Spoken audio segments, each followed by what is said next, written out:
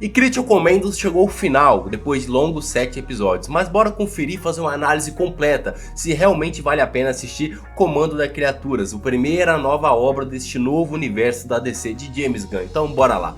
Fala nação decenalta, eu sou o Ryan e seja muito bem-vindo ao Cine Geek. E hoje vamos destrinchar como é que foi a estreia de Critical Commandos depois desses 7 episódios que a série animada teve, se realmente vale ou não vale a pena assistir esta nova animação da DC que iniciou um novo universo da DC de James Gunn. Como sabemos, a série animada teve 7 episódios, está lá na plataforma da Max e já chegou ao seu fim da primeira temporada. E ela deu o pontapé inicial desse novo universo da DC. E a própria série animada é escrita pelo próprio diretor da nova DC, que é o James Gunn. Então ele foi o responsável pelo roteiro da série animada. Como vimos, a trama ela gira em torno da Amanda Waller, interpretada pela Viola Davis, que forma um grupo de operações especiais composto por super-humanos e criaturas. A equipe inclui a noiva de Frankenstein, Doninha, o Sr. Richard Flagg, a Nina Mazurki, o Dr. Phosphorus e o Eric Frankenstein, além do robô recruta. Com habilidades perigosas, esse novo esquadrão suicida realiza missões secretas de alto risco. A série promete uma adaptação futura para live action com o mesmo elenco. O Comando das Criaturas marca o início da nova fase do DCU, sob a liderança de James Gunn e Peter Safran, trazendo uma abordagem inovadora para o universo dos heróis e monstros. E quando a gente pega o Critical Commandos, ele chegou sendo bem avaliado no Rotten Tomatoes. A crítica especializada deu 95% para a série animada, já o público deu 81%. Já no IMDb, que é um outro parâmetro que a gente tem para notas, o IMDb deu uma nota de 7.9 de 10, que é uma nota boa. E vamos começar a destrinchar a série animada Critical Commandos. Na minha visão, a série animada, ela tem a animação por si só, é uma animação boa, o traço da animação é um traço muito bom e as cenas de ação realmente são cenas boas. A gente tem boas cenas de ação, o traço da animação é uma animação boa, é uma animação pesada, uma animação rated R, e não é aquela animação que fica muito infantil ou uma animação muito paradona, né, muito cartunesca. É uma animação muito boa e simples, que acaba funcionando bem nesse estilo de roteiro rated R de monstros, né? E a trilha sonora acaba sendo uma trilha sonora meio clássica, meio clichê, mas acaba pegando muito bem com os personagens e o elenco que a gente tem disponível na animação. A gente pega o roteiro desta obra, desses 7 episódios, aqui a gente tem alguns probleminhas. E eu vou começar por eles, né? Vou começar pelos pontos negativos. Na minha visão, tem várias distorções desses personagens, principalmente do Frankenstein, que é o personagem que ele foi tratado como piada, alívio cômico aqui durante a série animada. A gente percebe que ele, nas HQs, é o principal protagonista do Comando das Criaturas. Já aqui é a noiva, a gente percebe que tem um foco mais na noiva e um pouquinho do Dr. Phosphorus, mas quem realmente comanda a porra toda é a noiva. E a gente percebe que isso acaba tirando o foco do Frankenstein e ele vira um alívio cômico total aqui. E na minha visão ele é muito pouco aproveitado e mal aproveitado também pelo James Gunn. Eu acho que o ponto fraco da animação é sim o Dr. Frankenstein. Eu acho que ele realmente deixou a desejar. Mas outras coisas que na minha visão também ficou muito prejudicada, um dos pontos negativos, é sim a humanização dos vilões. Vale lembrar que eles são criaturas, eles são monstros, eles são vilões, por isso eles estavam presos. Eles são meio que uma espécie de um esquadrão suicida de monstros. E aqui a gente percebe que nesse modelo, nessa estrutura que James Gunn fez, de trazer cada episódio, a gente ter flashbacks do passado de cada um desses personagens, a gente percebe que alguns desses personagens nem são tão vilões assim, e sim as histórias deles são mal contadas, e ele tem meio que um lado humano dentro deles. E na minha visão isso acaba tirando o foco real desses personagens, que eles são vilões por origem. A gente percebe que o Doninha aqui, ele é a vítima da história, ele queria salvar as crianças. Então, a história que a gente conhece do Doninha, que ele tinha matado mais de 27 crianças, essa história é falsa.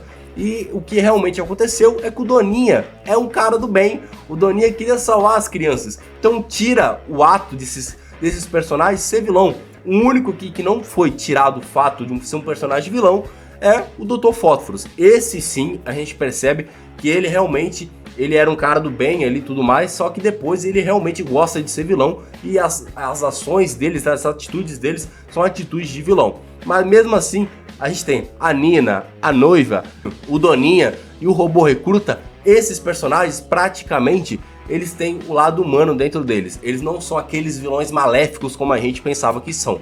E aqui eu acho que é uma humanização que James Gunn fez que na minha visão não colou muito bem. né? Tudo bem que as histórias criadas para esses novos personagens são até histórias boas, mas você distorce muito o que esses personagens realmente são lá nas HQs. Não só como o Dr. Frankenstein, que eu falei, como o Frankenstein ficou muito mal adaptado, mas esses outros personagens, essa mudança de história deles, essa humanização de vilões, que pra mim ficou um pouco chato. Deveria ser igual o Pinguim. A série do Pinguim mostrou que o Colin Farrell, né, o nosso Pinguim, ele realmente é um vilão. Ele é casca grossa, ele é vilão porque ele é um cara mau mesmo. E não tem nada dessa, porque ele é o Pinguim, ele é vilão porque ele foi desprezado pelos humanos. Não, ele é vilão porque ele é vilão, ele quer atacar o terror e pronto. Então o vilão, ele tem que ter esse papel.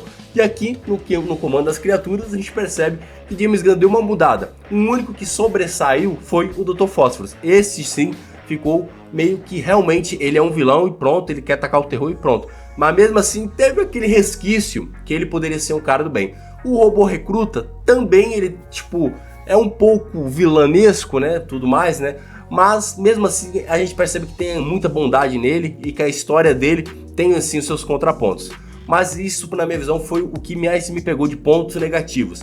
Além do final. Eu achei que o final, cara, meu Deus, o final da animação, o episódio final, eu tinha gostado de todos os outros episódios. Mas o último episódio, na minha visão, deixou a desejar. Porque foi um episódio muito forçado. O plot twist da princesa ser a vilã no final da história é um plot twist até legal, bacana, ninguém imaginava.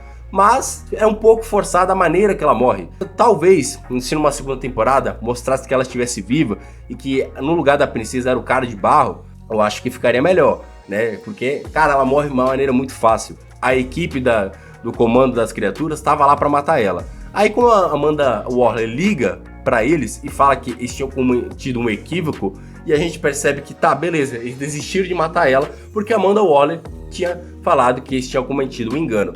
Tá, mas aí você vai deixar a princesa sozinha com a noiva dentro do quarto dela, lá dentro do escritório, sendo que estava prestes a matar ela.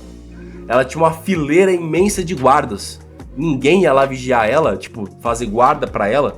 Fora que também a noiva, depois de matar a princesa, saiu andando numa boa, numa calma, tranquila, super de boa. E ninguém percebeu onde estava a princesa, por que a princesa estava demorando a sair, por que eles estavam indo embora rapidamente.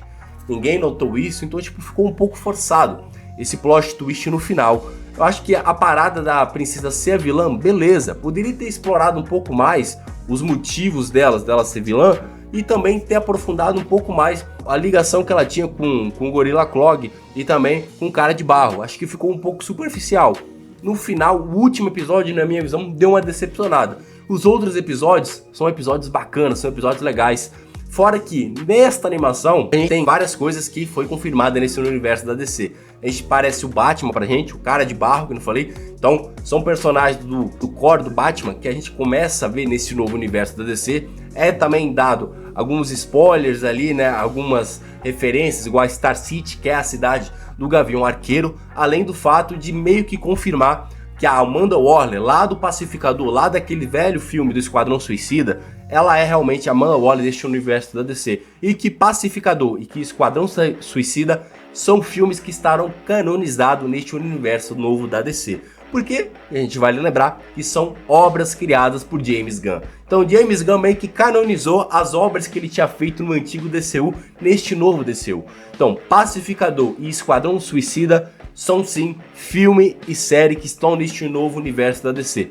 Então ele meio que nesta série animada deixou claro pra gente que essas duas outras obras também estão dentro desse universo novo da DC.